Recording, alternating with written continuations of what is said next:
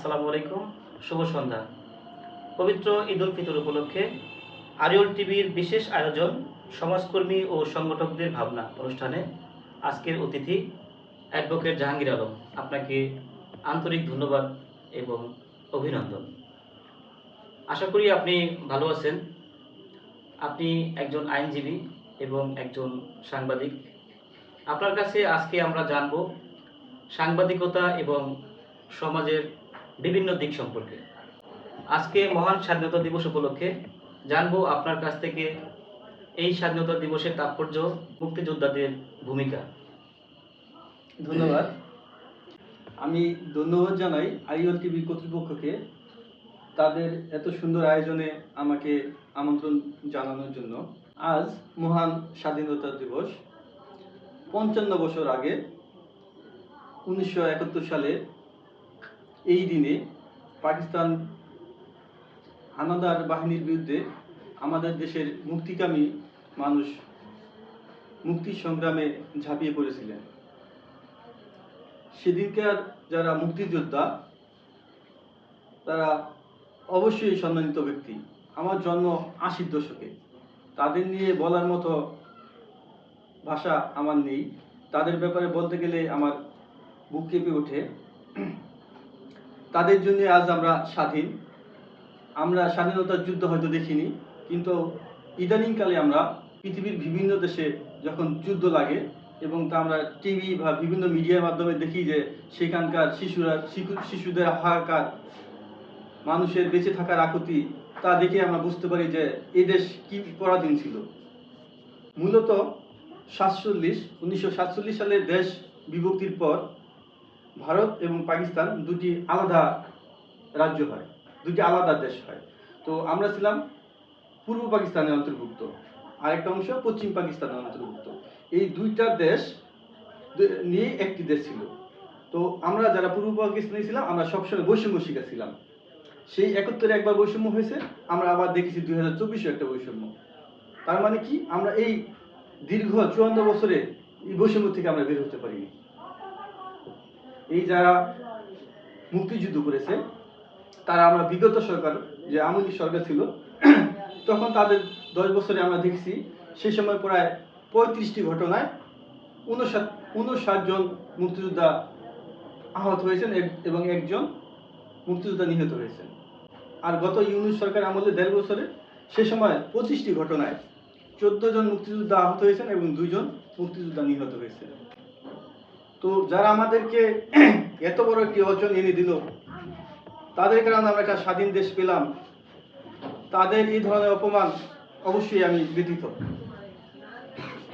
আমরা অ্যাডভোকেট জাহাঙ্গীর আলমের কাছ থেকে জানলাম যে মহান স্বাধীনতা দিবস উপলক্ষে যে মুক্তিযোদ্ধাকালীন সময়ে এবং বর্তমান প্রেক্ষাপটে যেই যুদ্ধ ঘটে গেল, আমরা আরও জানতে চাই আপনার কাছে যে মুক্তিযোদ্ধাদের নিয়ে আপনার ভাবনা এবং মুক্তিযুদ্ধের পরবর্তী ফলাফল কি।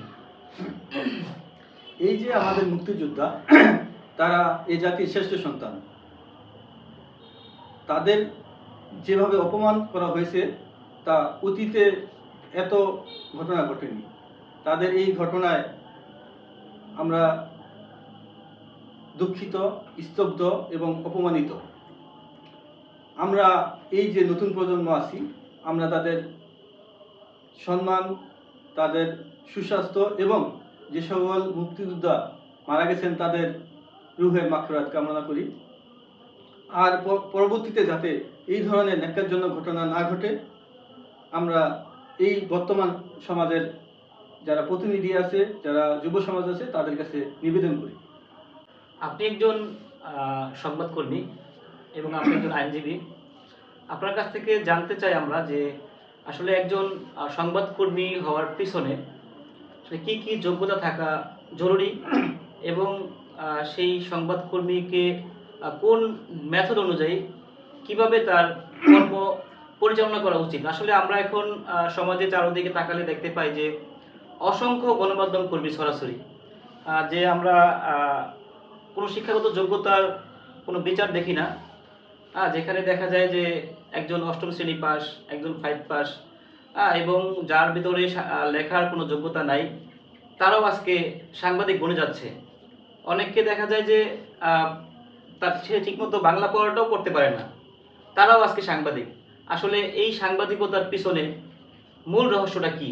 তারা কিভাবে আজকে এই সমাজে সাংবাদিক হচ্ছে এবং তারা মাঠে ঘুরে বেড়াচ্ছে? ধন্যবাদ জনাব মাসুম হাসানকে তার সুন্দর এবং সাবলীল প্রশ্নের জন্য। সাংবাদিকতা একটি মহান পেশা, তবে এই পেশার যে বর্তমান পরিস্থিতিতে, তাতে আমার মনে হয় এই পেশাটা 3টা শ্রেণীতে ভাগ হয়ে গেছে। একটা শ্রেণী হলো এলি শ্রেণী, যারা শুধু দেখে আর মজা নেয়। আর আরেকটা শ্রেণী আছে যারা মাঝামাঝি, তারা চেষ্টা করে যে এটা কিভাবে একটু গুছিয়ে রাখা যায়। আর আরেকটা শ্রেণী হলো তারও শ্রেণী, যারা আছে সারাদিন এটা কিভাবে নষ্ট করা যায়। এই 3টা শ্রেণীর মধ্যে যারা নাকি এলিট শ্রেণী আছে, তাদের একটু একটু টাকা পয়সা আছে, লেখাপড়া আছে, তারা মজা নেয় যে দেখি কি হইতেছে। আর যারা মিডল ক্লাস আছে, তারা লেখাপড়া আছে এবং চেষ্টা করে কিছু ভালো করার জন্য। আর যারা 3য় শ্রেণীর আছে, তাদের কাজ কোনো লেখাপড়া নেই, কিছু নেই, এটা 5,000 7,000 একটা মোবাইল কিনা ওই কার বদলাম করবো, কার মায়া গেল গা, কার পোলা ভেঙে গেল গা, কার বালু ভরে, এই নিয়ে 200-500 পাইলে তার বদলাম করে দিই। একজন সাংবাদিককে হইতে হইলে অন্যান্য পেশাজীবীদের মতো সাংবাদিক একটা পেশা, তার একটি মর্যাদা আছে, তার একটি সম্মান আছে। এইগুলোর জন্য তার একটা নিয়ন্ত্রণ থাকতে হবে। যেমন একজন সাংবাদিক হতে হলে তার একটা শিক্ষাগত যোগ্যতা থাকতে হবে, যে উনি এত লেখাপড়া জানে, উনি এই বিষয়ে অভিজ্ঞ, উনি এটা পারবে। একজন সাংবাদিক হতে হলে সাংবাদিককে সাংবাদিকতার বিষয় নিয়ে পড়তে হবে এবং তাকে ওই যে ক্যাটাগরিটা থাকবে সেটা থাকবে। আমাদের দেশের যে অবস্থা, এই অবস্থায় এখানে বছরে বছরে আইন হয়, কোনো আইন মানা হয় না। যদি ওই ধরনের কোনো আইন মানা হতো, তাহলে এই সাংবাদিকদের জন্য একটা সংস্থা থাকতো, যে এই সংস্থার মাধ্যমে তুমি সাংবাদিক হয়েছে, আল্লাহ তুমি ফিল্ড পর্যায়ে গিয়ে কাজ করতে পারো। আর আমাদের এখানে কিছু নাই, মানে কোনো কাজ নাই গা, সে ওই যে 5,000-7,000 টাকা দেয়, একটা কি কয় পত্রিকার একটা কার্ড কিনে, একটা মোবাইল কিনে সাংবাদিক। এখন যে বেটা নাকি এই বিভিন্ন ইউনিভার্সিটি থেকে সাংবাদিকতা নিয়ে পড়াশোনা করছে, সেও সাংবাদিক। যে নাকি যে অশিক্ষিত, ভ্যান চালাইতে না পাইরা মোবাইল কিনা চলে, সেও সাংবাদিক। এখন কে কার পরিচয় দিব? ওই লেখাপড়াওয়ালায় লজ্জায় কথা কয় না যে আমি সাংবাদিক, আর হয়তো কাঠ একটা ঝুলে জানে না বেরোয় রাখতেছে। তো সেজন্য আগে আমাদের গোড়া শক্ত করতে হবে। গোড়া থেকে আস্তে আস্তে আপনি ডালপাড়া সবগুলো ঠিক করতে হবে। যতদিন পর্যন্ত গোড়া ঠিক না হবে, ততদিন সাংবাদিকতা সব পাইব না, সবাই সাংঘাতিকই বলবে। ইতিহাস থেকে তো আমরা জেনেছি যে সাংবাদিকতা একটি মহান পেশা, যেটা একটা সম্মানজনক পেশা। যারা এই সাংবাদিকতা করেছেন তারা আহ, অনেক সম্মানের একটা জায়গাতে পৌঁছে গেছেন। কিন্তু আজকে কেন সাংবাদিকদের এত অধপতন, বা সাংবাদিকদের নিয়ে মানুষ কেন কথা বলতে গেলে নাক ছিটকে ধরছে? আসলে এই সাংবাদিকতার পেছনে এত অমর্যাদা আজকে কেন? এর পেছনে রহস্যটা কি? এটা হলো নৈতিক শিক্ষার অভাব আছে। যতক্ষণ পর্যন্ত যে লোকটা নিজেকে সাংবাদিক পরিচয় দিবে, তার মধ্যে নৈতিক শিক্ষা না আসবে, ততক্ষণ পর্যন্ত এটা সুফল কেউ পাবে না। না সাংবাদিক পাবে, না ভুক্তভোগী পাবে, না সংবাদ যারা পড়ে বা যারা সংবাদের গ্রাহক তারা পাবে। আপনাকে আগে নৈতিক শিক্ষা আসতে হবে। আর একটা ওই যে পিছনে যে এটার একটা রেজলিউশন থাকতে হবে, একটা সংস্থা থাকতে হবে, যার মাধ্যমে আপনি এই কাজটা করতে পারবেন। আমরা লোকমুখে যতটুকু জেনেছি যে আসলে যে কোনো পেশার জন্যই একটা প্রশিক্ষণ বা শিক্ষার প্রয়োজন। একজন ভ্যান চালক, একজন রিক্সা চালক, তাকেও একটা প্রশিক্ষণের আওতায় আসতে হয়। আসলে আজকাল দেখা যায় যে অনেকেই, যেটা আপনি বললেন যে যে কেউ চাইলেই 5,000 10,000 টাকা দিয়ে একটা মোবাইল কিনে সে সাংবাদিক বনে যাচ্ছে। আসলে তার তো কোনো প্রশিক্ষণ নাই, সে সাংবাদিকতা ঠিকমতো করতে পারছে না, কিন্তু সে কিন্তু বিনিয়োগ করছে এখানে। এই যে 5,000 টাকা 10,000 টাকা দিয়ে সে মোবাইল কিনেছে, সেখানে একটা বিনিয়োগ করছে, এবং সে একটা কার্ড আনতে গেলে সেখান থেকে দেখা যায় যে 5,000 10,000 2,000 টাকা দিতে হয়। সেটাও তার একটা বিনিয়োগ। আসলে বিভিন্ন পত্রিকা অফিস থেকে আমরা যেটা দেখি যে তাদেরকে তো বেতন দেওয়া হচ্ছে না। আমাদের প্রথম সারির যে সমস্ত আপনার গণমাধ্যম রয়েছে, সেগুলো থেকেই আহ, কিছু সম্মানী দেওয়া হয়। কিন্তু এছাড়া যেই সমস্ত পত্রিকা অফিস পত্রিকা রয়েছে, সেগুলো থেকে প্রতিনিধিদেরকে কোনো বেতন বা সম্মানী দেওয়া হয় না।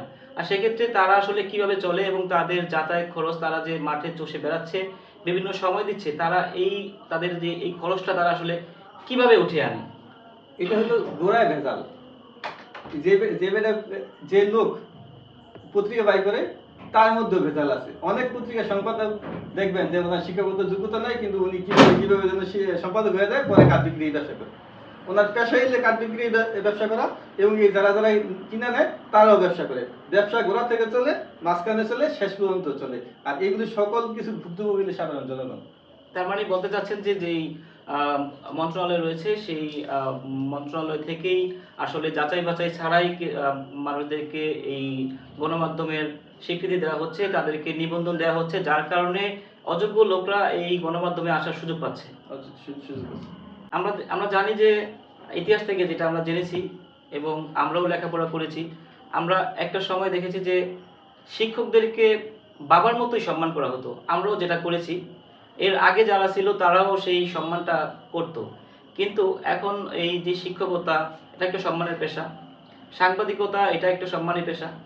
আজকাল দেখা যায় যে এই প্রতিটা সম্মানের পেশা থেকে যখন যেটা বাণিজ্যিক আকারে চলে আসে, তখনই এটা থেকে সম্মানটা মানুষের ক্ষুণ্ণ হচ্ছে। হ্যাঁ, যখন মানুষ অর্থের দিকে চলে যায়, তখনই আসলে মানুষ নীতির বাইরে চলে যায়। হ্যাঁ, যখন চিন্তা করে যে আজকে আমি এই কাজটা যদি নীতিগতভাবে করতে যাই তাহলে আমার আর্থিক কোনো সুবিধা হচ্ছে না, সেক্ষেত্রে সে নীতি ভঙ্গ করে এবং সে আর্থিক সুবিধা নেওয়ার চেষ্টা করে। আর সেখান থেকেই সেই সম্মানটা থাকে না, যেটা আমরা সাধারণ লোকমুখে শুনতে পাই। আসলে ঘটনাটা কি এরকম কিনা? শিক্ষাক্ষেত্রে যে চরম বৈষম্য হয়েছে তা আমরা বিগত সময়ে দেখেছি। কিছু শিক্ষার্থীদের অটোপাস দিয়ে দিছে। এই অটোপাস শিক্ষার্থীরা কি করলো সর্বশেষ? এই দেখলাম আমরা গত 1.5 বছরে দেখছি যে ওই হাই স্কুলের, কলেজের, ইউনিভার্সিটির টিচারদের মারলো কারা? ওই যে এর আগের পিরিয়ডে যাদের অটোপাস দিছে এইসব শিক্ষার্থীরা শিক্ষকদের মারলো। তো এই শিক্ষার্থীদের মারা বা যে শিক্ষার্থীরা আছে এদের থেকে আগামী প্রজন্ম ভালো কিছু শিখতে পারবে না। এই শিক্ষকতা এবং সাংবাদিকতা অবক্ষয় আজকে কেন হচ্ছে বলে আপনার মনে হয়? আমাদের দেশের যে রাজনৈতিক ব্যক্তিবর্গ আছেন তারা অবশ্যই দক্ষ। আমার নিবেদন থাকবে যে তারা সংসদে যাবেন, ভালো ভালো আইন করবেন এবং এই আইনগুলো কার্যকর করবেন। এই আমাদের দেশে আইনের শেষ নাই, কিন্তু কয়টা আইন কার্যকর হয়?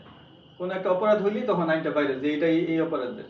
কিন্তু এই যে একটা অপরাধ, এই অপরাধটা করলে এই ধরনের কাজটা করলে এই ধরনের একটা অপরাধ হবে, এই ব্যাপারে যদি আগে থেকেই জনগণ জানতো বা অবগত হতো তাহলে এই ধরনের অপরাধটা হইতো না।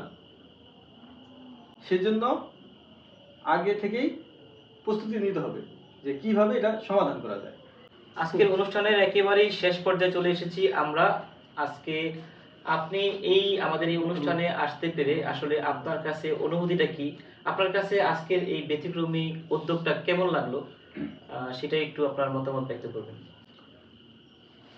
এই প্রত্যন্ত গ্রাম অঞ্চলের যুব সমাজ আরিয়েল টিভি নামে যে টিভির মাধ্যমে এই অঞ্চলের মানুষের কথা সারা বিশ্বকে জানাচ্ছে, তাদের এত সুন্দর আয়োজনকে আমি অবশ্যই সাধুবাদ জানাই।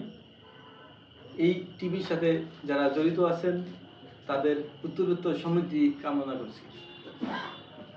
ধন্যবাদ সবাই। বিদায় নিচ্ছি, ভালো থাকুন সকলে। আসসালামু আলাইকুম।